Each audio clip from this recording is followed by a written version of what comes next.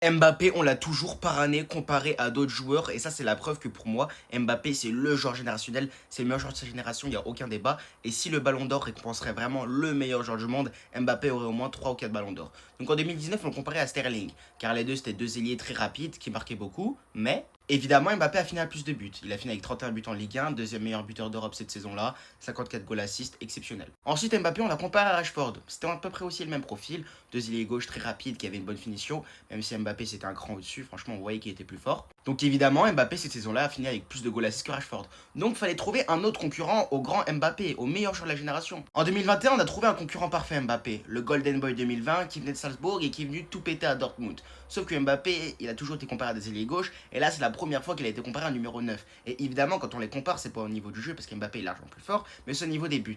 Et même comme ça Mbappé a fini avec le même nombre de goals assists que Haaland cette saison-là, alors que c'est un 9 et que lui c'est un ailier gauche. En 2022, Mbappé, fallait lui trouver un vrai concurrent, un mec qui est aussi fort que lui techniquement et dans les statistiques.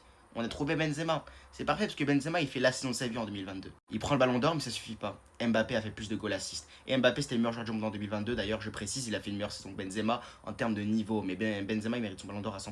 Ensuite Haaland il est arrivé à Manchester City, première saison de sa vie, il est en train de tout exploser, il fait des records en première ligue. On est obligé de le comparer à Mbappé. Mbappé avec le PSG il commence un petit peu à jouer neuf avec le hashtag pivot gang etc. Donc on a comparé Mbappé à Haaland une nouvelle fois en 2023. Et Mbappé a réussi à finir avec plus de goals assists que le numéro 9 qui a pris le soulier d'or et qui a gagné le trophée du meilleur buteur de Première Ligue avec le meilleur ratio de buts de l'histoire de la Première Ligue et avec le record de buts de l'histoire de la Première Ligue. Rien que ça. Bien que pendant plus de 6 mois on pensait que Vinicius allait prendre le ballon d'or, celle-là c'est la comparaison qui m'énerve le plus. Mbappé contre Vinicius en 2024. Évidemment Mbappé était beaucoup plus fort même là, même à sa pire saison, il avait le double nombre de ses buts. Et ensuite maintenant on a Dembélé qui fait la saison de sa vie, Mbappé qui fait l'inverse, qui fait l'une des pires saisons de sa vie, peut-être l'amour réussite. On les a comparés, mais Mbappé finit avec plus de goals assists que Dembélé qui va certainement prendre le ballon d'or. Et je suis gentil quand je dis qu'Mbappé il aurait dû prendre 3 ou 4 ballons d'or si le ballon d'or récompenserait réellement le meilleur joueur du monde, c'est-à-dire le joueur qui est le plus fort au foot dans le monde. Car Mbappé ces dernières années, il n'y a aucun joueur qui le regarde dans les yeux et qui lui dit je suis plus fort que toi au foot. Et oui, j'ai été gentil parce que Ramos, lui, il pense plus que Mbappé aurait dû prendre 4 ou 5 ballons d'or si le ballon d'or récompenserait le meilleur joueur du monde. Regardez, lisez, Ramos l'a dit, Mbappé mérite 4 ou 5 ballons d'or. Mais bon, le ballon d'or il veut plus rien dire.